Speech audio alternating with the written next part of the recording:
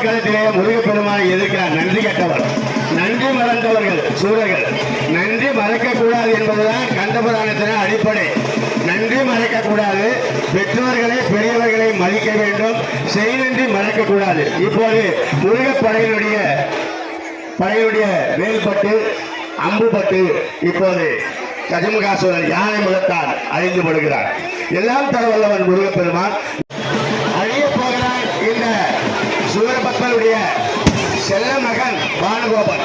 ஆக பானுகோபன் ராவணனுடைய இந்திரஜித்தை போன்றவன், மிகப்பெரிய வீரன். சூரியனே கையிலே பிடித்து வந்து படுத்து தூங்குகிற கட்டிலில் கட்டியவன் சூரபத்மனுடைய மகனான பெரிய ஆள் என்று அவர்கள் சைடில் இருந்தது. இப்போது சிங்கமுகாசூரன்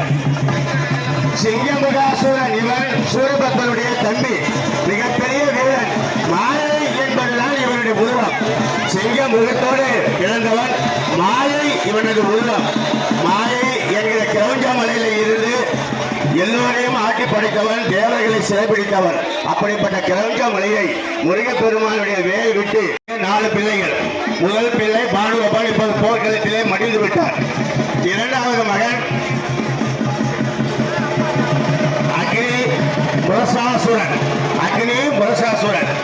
இவனும் மனித தலையோடு வருகின்றவன். மனித தலையோடு வந்த அக்னி முரசாசுரன் இப்போது தேவ படைகளால் வீழ்த்தப்பட்டான். தொடர்ந்து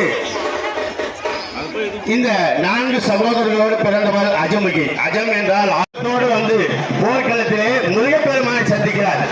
யார் என்று தெரியாது, முருகனை அறியாத அப்பாவியாக அதோ அஜமுகி வீழ்த்தப்படுகிறார்.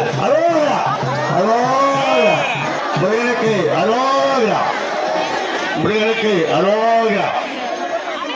அடுத்து நீங்கள் எல்லோரும் சூரபத்மனுடைய இன்னொரு மகன். ஆகவே முருகனுக்கு அரோகரா. வெற்றிவே முருகனுக்கு, திருச்செந்தூர் முருகனுக்கு அரோகரா. முதலி முகம் கொண்ட சூரபத்மனுடைய இன்னொரு மகனும் வீழ்த்தப்பட்டார். அஜமுகி களத்திலே மாய்ந்து விட்டால். அவனுடைய மூத்த மகன் பானுகோபன் மறைந்து விட்டான்.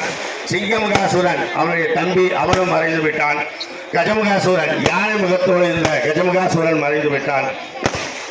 மனித முகத்தோடு இன்னும் காத்திருப்பவன் இந்த யுத்தகலத்தினுடைய மிகப்பெரிய துஷ்டத்தனத்தினுடைய உச்சகட்டம், ஆணவத்தின் உச்சகட்டம்.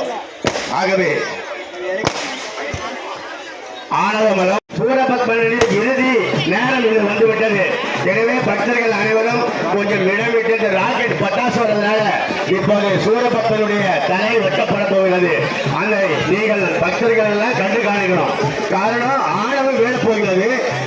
நான் என்ற திமிர், எனவே எங்கள் மமகாரம் ரெண்டும் வீழப்போகிறது. இரண்டுக்கும் இங்கே வேலை இல்லை. ஆணவம் இல்லாத வாழ்க்கை வேண்டும். ஆணவ மலம், கண்ம மலம், மாயாமலம், இந்த மும்மலையும் இல்லாமல் மனிதன் வாழ வேண்டும் என்பதைத்தான் முருகன் சொல்கிறார். இந்த 3 மலங்களும் இல்லாத மனிதனை முருகன் மாலையாக அணிந்து கொள்கிறார். அதுதான் சூரபத்மனுடைய வரலாறு. அதனால சம்மாரம் என்றால் சம் என்றால் நல்ல, ஆரம் என்றால் மாலை. நல்ல மாலையாக இந்த ஜீவன்களை எல்லாம் ஆணவம், கண்மம், மாயை என்கிற 3 மலங்களும் உள்ளே வரக்கூடாது. ஆகவே இப்போது சூரபத்மன் உள்ளே 1,09,000 படை வீரர்கள், நவ வீரர்கள், முருகப்பெருமானிடத்திலே சக்தி வேலை வாங்கிய முருகப்பெருமான் சக்தி வேலை தன் அன்னையின் வேல் நெடுங்கண்டி இடத்திலே வாங்கியவன். ஆகவே சிக்கலிலே வேல் வாங்கி செந்தூரிலே சம்மானம் நடத்துகிற முருகப்பெருமானுடைய படை வீரர்கள் தயாராக இருக்கிறார்கள். சூரபத்மன் இப்போது கூட போர் நடத்தலாமா வேண்டாமா, பின்வோடி போகலாமா என்றெல்லாம் பயந்துதான் உள்ளே வருகிறான்.